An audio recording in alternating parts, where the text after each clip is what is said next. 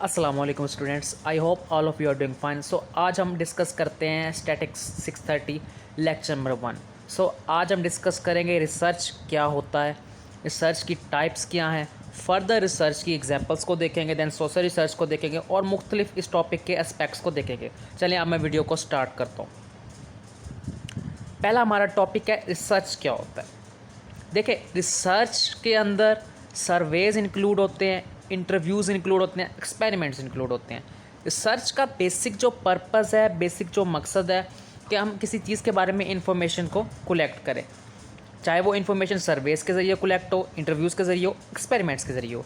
Experiments, scientist को experiments करते हैं, पहले वो रिसर्च करते हैं, उसके बारे में पढ़ते हैं, इन्फॉर्मेशन कलेक्ट करते हैं।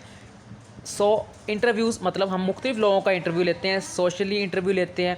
वो इंटरव्यू किसी चीज़ के बारे में भी हो सकता है, सोशल एस्पेक्ट्स के बारे में हो सकता है, पॉलिटिक्स के बारे में हो सकता है। उनसे हम इंफॉर्मेशन कलेक्ट करते हैं। जैसे कि अब कोविड-19 चल रहा था, उसके बारे में लोगों से इन्फॉर्मेशन कलेक्ट करते हैं।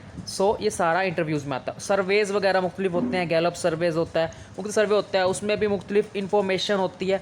मतलब रिसर्च का बेसिक मकसद ये है कि किसी भी इंफॉर्मेशन को इन्वेस्टिगेट करना, सिस्टमेटिकली मुनज़्ज़म तौर पर किसी भी तहकीक को अंजाम देना। ये रिसर्च होता है।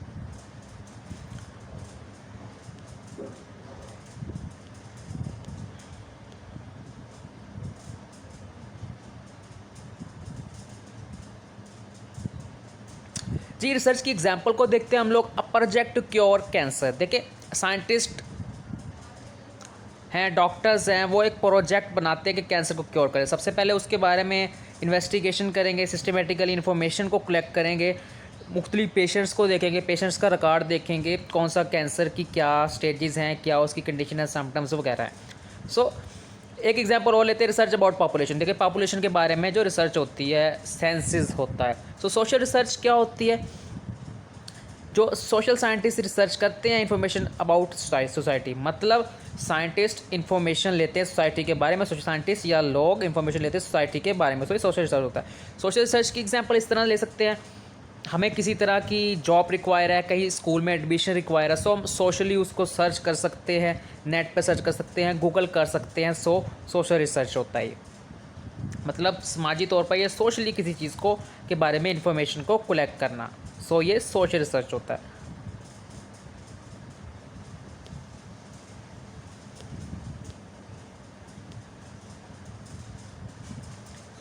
जी, यहाँ पे है the nature of the research problem could very. कहता है जो तहकीकी मसाइल होते हैं ना, उनकी नोयत मुख्तलिफ हो सकती है। देखिए, कुछ रिसर्च के एस्पेक्ट्स होते हैं, मसाइल होते हैं, प्रॉब्लम्स होती हैं, वो उनके लिए ज़्यादा इन्फॉर्मेशन रिक्वायर होती है। कुछ होते हैं उनके लिए कम इन्फॉर्मेशन रिक्वायर होती है। प्रॉब्लम में refer to some undesirable situation और सिचुएशन में भी सिंपली क्रॉसिटी ऑफ रिसर्चर में। ये हम पढ़ते हैं। कहता है मसाइल कुछ नापसंदीदा सूरत का हवाला दे सकते हैं। ओके, या ये महकीक की महज तब उसका हवाला दे सकते हैं। इसमें ज़्यादा हम लोगों ने नहीं पढ़ना। जैसे हमें पता हो कि nature of research problem very कर सकता है। कुछ मसाइल की नोयत नाजुक होती है, सेंसिटिव होती है, और कुछ की ज़्यादा सेंसिटिव नहीं होती है। देखें, अब इसको एग्जांपल समझते हैं। हमारे पास अब यहाँ दो तरह की रिसर्च आएगी। एक आएगी अनडिज़ायरेबल रिसर्च और एक पजल रिसर्च आएगा। देखिए, इन एफएससी और FA examination of 22 Multan 80% result of student, this is the way colossal वेसेज of resources having undesirable situation that in research. देखिए, अब 68% स्टूडेंट फेल हो गया एफएससी के एग्जाम में 22 मुल्तान बोर्ड के। ये एक मतलब यहाँ पे रिसोर्सेज का वेस्टेज हो रहा है, ये वसाइल की एक बर्बादी है, क्योंकि 68% स्टूडेंट 100 में से फेल हो गया है। यहाँ पे रिसर्च रिक्वायर है, स्टूडेंट फेल क्यों हुए हैं, ऐसी क्या कंडीशंस हैं, क्या सिम्टम्स हैं, क्या कॉजेज़ हुए हैं कि स्टूडेंट इतने ज़्यादा फेल हो गए हैं। ऐसी रिसर्च को हम कहते हैं अनडिज़ायरेबल रिसर्च कहते हैं। यहाँ पे तलबा, असातिज़ा, नसाब, किताबों की दस्तियाबी, इम्तिहानात का निज़ाम और तालिब इल्म का माहौल और बहुत कुछ जैसे फैक्टर सब इनमें अमल दरामद हो सकते हैं। इनमें इनकी प्रॉब्लम्स की अक्रेंस हो सकती है, मतलब मुख्तलिफ वजूहत हो सकती हैं। तालबा और उस्ताज़ा के दरमियान कोऑर्डिनेशन अच्छा नहीं होगा, या नसाब या किताबों वगैरह में चीज़ें मुश्किल होंगी, या उनकी दस्तियाबी में मुश्किल हुई होगी स्टूडेंट्स को, या इम्तिहानात का निज़ाम ठीक नहीं होगा वगैरह वगैरह। सब ये एस्पेक्ट्स इसके अंदर इंक्लूड होते हैं। जो होती है अनडिज़ायरेबल रिसर्च। जी, अब हम देखते हैं कि रिसर्च स्टैट में क्या है, स्टैट के अंदर रिसर्च का प्रोसेस क्या होता है। देखिए सबसे पहले मैं आपको बता दूं, रिसर्च जो होता है ना, किसी भी चीज़ के बारे में, किसी एस्पेक्ट के बारे में इंफॉर्मेशन कलेक्ट करना, सिस्टमेटिकली इन्वेस्टिगेट करना किसी चीज़ को रिसर्च होता है। चाहे वो ग्रुप की सूरत में हो, फोकस ग्रुप की सूरत में हो, सर्वेज की सूरत में हो, इंटरव्यू की सूरत में हो। मैं इसको डिस्कस कर चुका हूँ, सर्वेज, ग्रुप वगैरह क्या होते हैं। सो एक्सपेरिमेंट्स को भी डिस्कस कर चुके हैं हम लोग। सो अब स्टैटिक्स के अंदर रिसर्च क्या होती है, स्टैट के अंदर रिसर्च क्या होती है। सो सिंपल है, किस रिसर्च के लिए हम स्टैटिक्स में साइंटिफिक मेथड का यूज़ करते हैं। साइंटिफिक मेथड को हम लेसन नंबर 2 में ब्रीफली देखेंगे, उसकी कैरेक्टरिस्टिक्स को देखेंगे। सो अब यहाँ पे हम लोग देखते हैं, research is a simple process of finding the solution to a problem after through study. जी, अब हम देखते हैं कि स्टैट के अंदर रिसर्च क्या होता है। Research is a simply the process of finding the solution of a problem after through study and analysis of the situational factor. कहता है तहकीक सिर्फ मुताला और तजिए के जरिए किसी मसले का हल तलाश करने का अमल है। It is a gathering information need to answer a question hereby help in solve a problem. ये एक सवाल का जवाब देने के लिए दरकार मालूमात का इकट्ठा कर रही है। इसमें मदद मिलती है एक मसले का हल करना। सो अब इसको मैं अगर थॉरोली बताऊँ आप लोगों को, रिसर्च क्या होता है, किसी चीज़ के बारे में इंफॉर्मेशन कलेक्ट करना, किसी चीज़ को सर्वेस के ज़रिए, एक्सपेरिमेंट्स के ज़रिए उसके बारे में रिसर्च करना।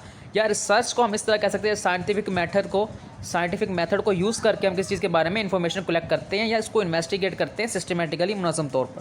कहता है रिसर्च के अंदर हम किसी प्रॉब्लम का सोल्यूशन फाइंड करते हैं, आप सिचुएशनल फैक्टर को मद्देनज़र रखते हुए, उनका एनालिसिस करते हुए।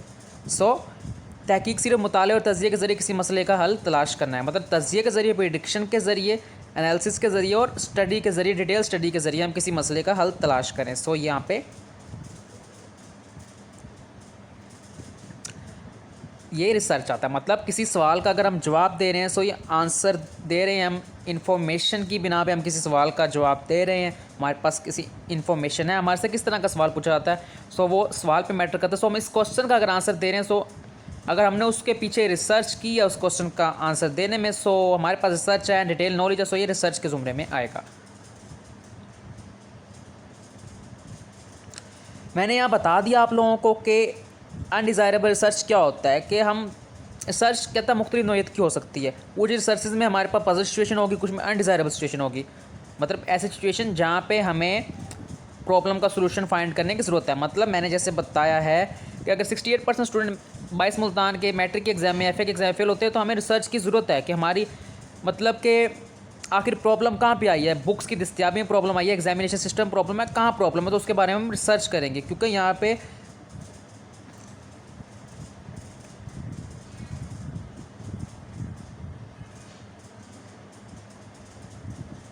ये वसाइल की बहुत बड़ी वेस्टेज है या बर्बादी है। सो अब रिसर्च, वैल्यू ऑफ रिसर्च के ज़ुमरे में ये आता है। वैल्यू ऑफ रिसर्च के अंदर दो चीज़ें पढ़ेंगे, डिज़ायरेबल रिसर्च क्या होता है और पजल रिसर्च क्या होता है।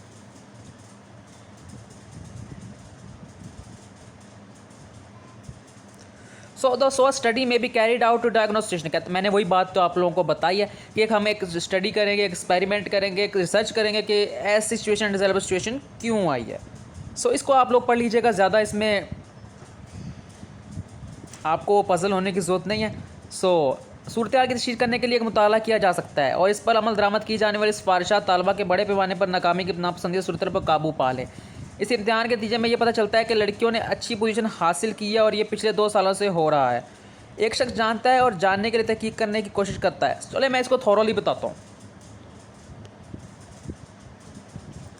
देखें, अब एक हमारे पास रिसर्च आती है पजल रिसर्च। पजल रिसर्च क्या होता है, मतलब कि अब कोई स्टूडेंट्स, कोई गर्ल्स, कोई फीमेल मेल पिछले 5 सालों से टॉप कर रहा है। सो इसके बारे में भी एक रिसर्च होगी ना, हम लोग पजल हो जाएंगे, एक पजल सिचुएशन हो जाएगी कि ये किस तरह टॉप कर रहा है। हम फैक्टर्स फाइंड करेंगे, इसका पढ़ने का तरीका कैसा है, कौन सी बुक से ये पढ़ रहा है और किस तरह ये पढ़ रहा है और एग्जाम में पेपर को कैसे अटैम्प्ट करता है। सो सारा ये पजल रिसर्च के ज़ुमरे में आता है। सो मैंने ट्रांसलेशन दे दिया, अगर आप लोगों को प्रॉब्लम हो तो आप लोग पढ़ सकते हो।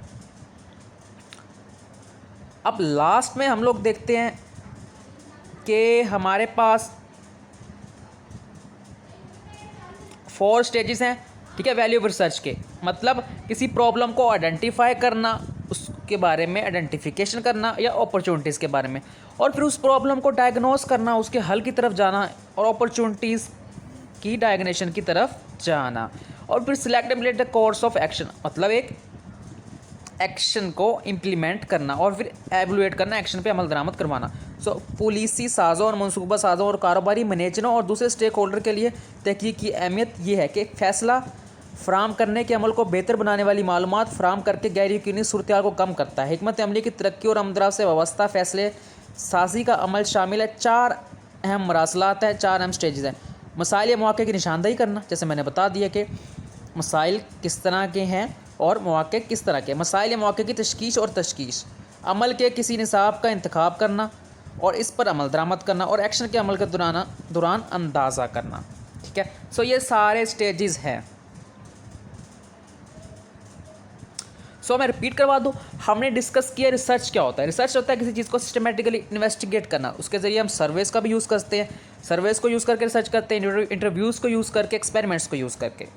सो अब हम कोई प्रोजेक्ट बना रहे हैं कि कैंसर को क्योर कैसे करना, तो उसके बारे में रिसर्च लेंगे, मुख्तलिफ पेशेंट्स का रिकॉर्ड लेंगे। ठीक है, यार पॉपुलेशन के बारे में रिसर्च होता है, जो हम सेंसेस होता है पॉपुलेशन का, सैंपल के ज़रिए हम अंदाज़ा लगा लेते हैं कि पूरी पॉपुलेशन की कितनी पॉपुलेशन है। सोशल सर्च क्या होता है, मतलब जो सोशली साइंटिस्ट रिसर्च करते हैं, चाहे हम वो सोशल मीडिया के ज़रिए करें। सपोज़ हमें कोई जॉब रिक्वायर है, कोई एडमिशन रिक्वायर है, किसी चीज़ के बारे में मालूमात चाहिए, सो हम रिसर्च करते हैं, नेट के ज़रिए सोशली रिसर्च करते हैं।